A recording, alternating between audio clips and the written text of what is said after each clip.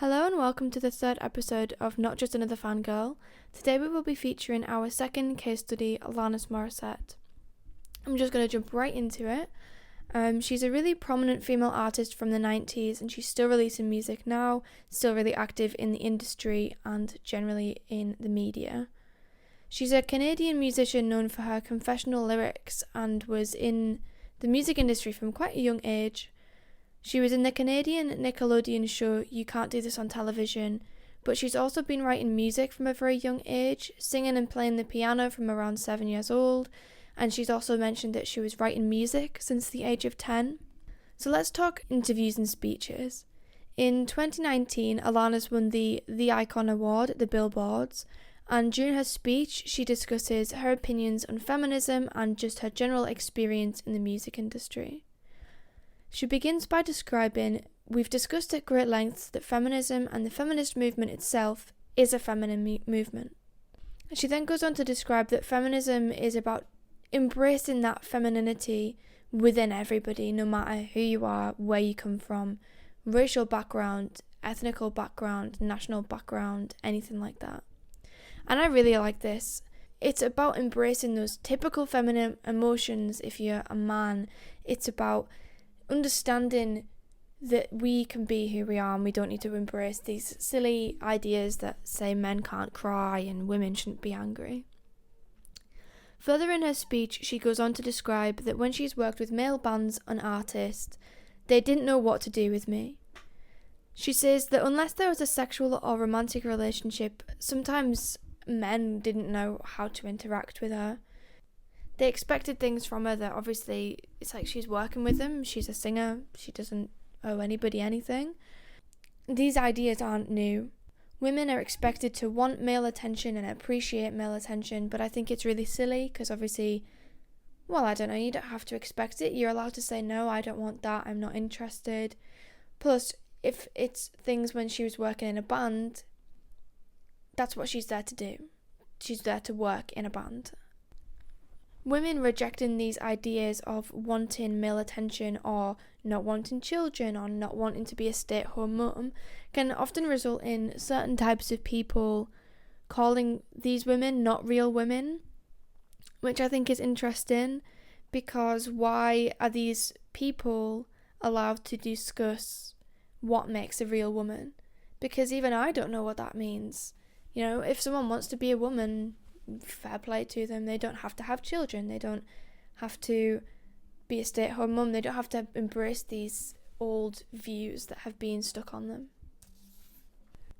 She then goes on to say, regarding these experiences, the less vulnerable she feels, the more empowered. There are less expectations to live up to, whether it's her own expectations or other people's expectations of her.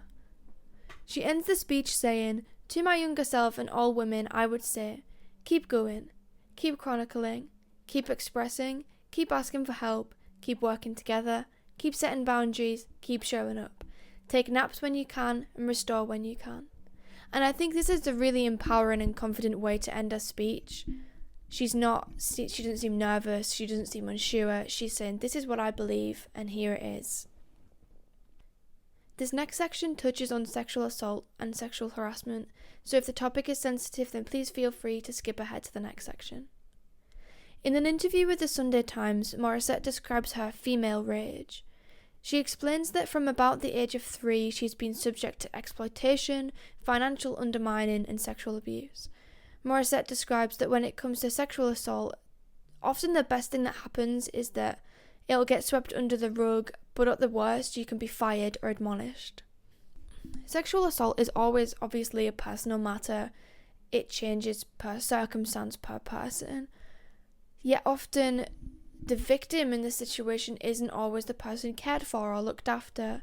I touch on it more in the next episode about Taylor Swift, but she discusses her own sexual assault trial and how she just felt it was dehumanizing.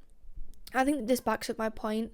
People aren't often cared for in the way I think that people need to be cared for in these situations. It's not taken ever as seriously as I think it should be.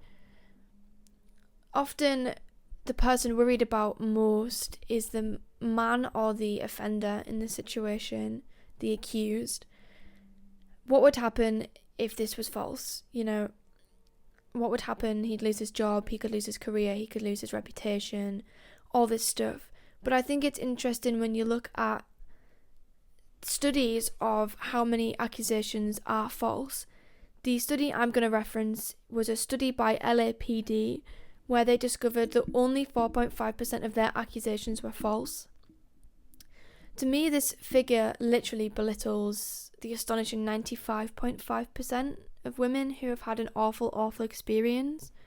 I think it shows that allegations aren't taken seriously or as seriously as they should. A lot of music and lyrics back this up, but I think one line I'm going to reference is a First Aid Kit song called "You Are the Problem Here." The line says, "Do you really expect anyone to feel sorry that you ruined your own life?" I think this is a good representation that what happens should be taken seriously, because the person who has potentially the offender, the accused, they're the one that's decided to do it. They're the one that has gone through with it. It's not something that should be pitied or sympathised with, I don't think, because it was their choice to do it. Everybody's always got a choice, you know.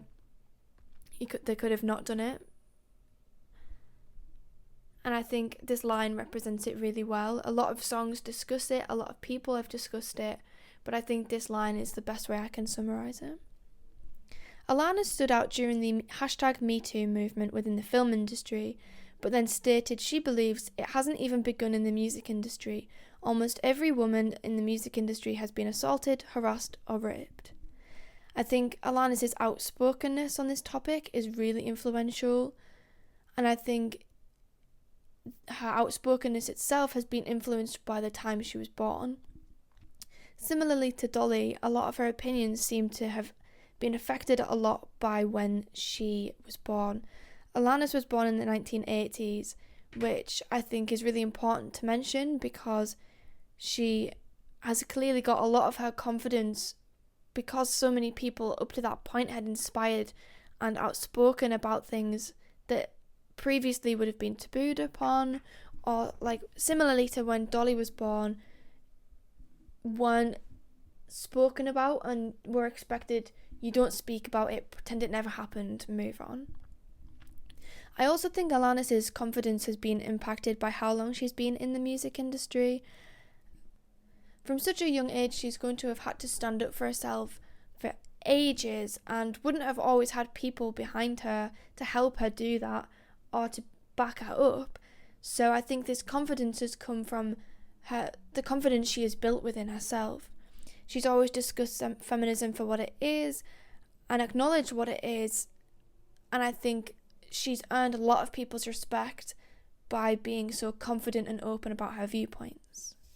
One article that caught my attention was a lady called Marissa Crawford, who discussed one time when she was listening to Alanis on the radio in her mum's car during the 90s.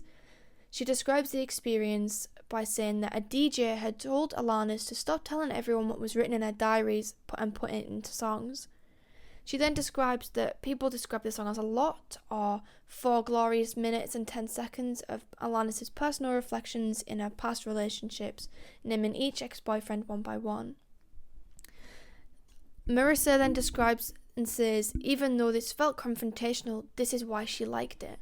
I think it's important to show this because I think this has probably inspired Taylor Swift a lot, because Taylor has a lot of songs about breakups and has been criticised for it heavily, but I think women are allowed to talk about these things just as much as men talk about these things in songs. I think it's important to acknowledge that she is allowed to speak about these things and she's allowed to complain and have a moan sometimes. And I think this relates to her Alanis' album Jagged Little Pill, because in a recent interview discussing the anniversary of the album, she said, I think as a human being and as a feminist, if you're not angry, perhaps you're not paying attention. And I think this relates to quite a few things I've mentioned, one of which being embracing the femininity within everybody, the idea that women are allowed to be angry. And it's not, it's it's not a desired emotion, and it's always being described as, women shouldn't be angry and you should just be happy and smile all the time. But obviously that's not going to happen. People are going to be upset sometimes, and you're allowed to be angry in the same way that men should be allowed to show their sadness. So that's all of my facts, and I'm going to now discuss my conclusion. In comparison to Dolly, I think feminism has changed quite significantly in the way that Alanis speaks a lot more about the topic and a lot more confidently about it.